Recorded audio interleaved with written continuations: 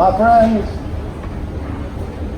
we are gathered here this evening for some serious business. My friends, we're here first and foremost because we are American citizens. And we're here this evening because of our love of democracy and our belief that when democracy is transformed from thin paper to thick action, it is the greatest form of government there is. You know, my friends, we're here this evening because we are going to fix the bus situation in Montgomery. Young people began sitting in at lunch counters because they were denied a seat because of the color of their skin.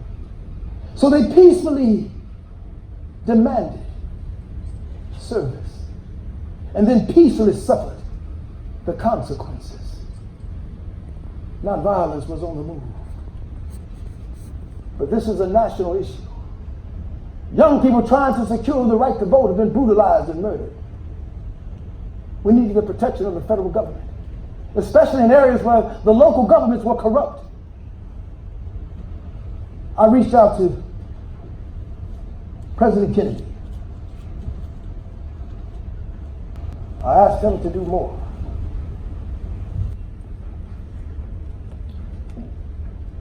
You have to be patient, Martin. Politics takes time. Legislation takes time. I am your ally. I don't need allies who care more about order than justice. And I don't need allies who will seek to determine the timetable of our freedom. We're tired of waiting. Events overseas have required my attention. Mustering support takes time. I no longer have time. Now, one of your campaign promises was to pursue civil rights. I don't see any movement on this, Mr. President.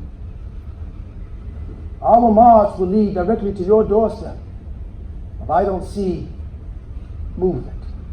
I believe in what you're fighting for, Mike. And I want to introduce legislation to help you. He shook my hand. He left me sitting there.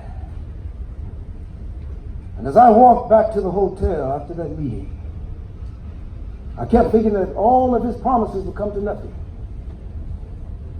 I kept thinking about the song, America, my country, 'tis of thee. Sweet land of liberty and thee I see. Land where my fathers died, land of the pilgrim's pride. From every mountainside, let freedom ring. And this country needs to let freedom ring. And the many difficulties of today, I still have a dream. It is a dream that's deeply rooted in the American dream. I have a dream that one day this nation will rise up and live out the true meaning of its creed. We hold these truths to be self-evident, that all men are created equal. Oh, I have a dream that one day my 4 little children will live in a world where they will not be judged by the color of their skin, but by the content of their character. I have a dream. This is our hope. This is our faith. And with this faith, we will be able to hew out of that mountain of despair a stone of hope. With this faith, we'll be able to work together, pray together, struggle together, go to jail together, stand up for freedom together, knowing we will be free one day.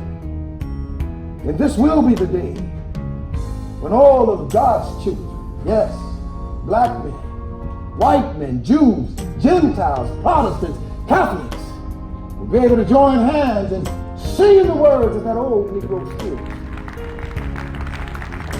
Free at last. Free at last. Thank God Almighty. Free at last.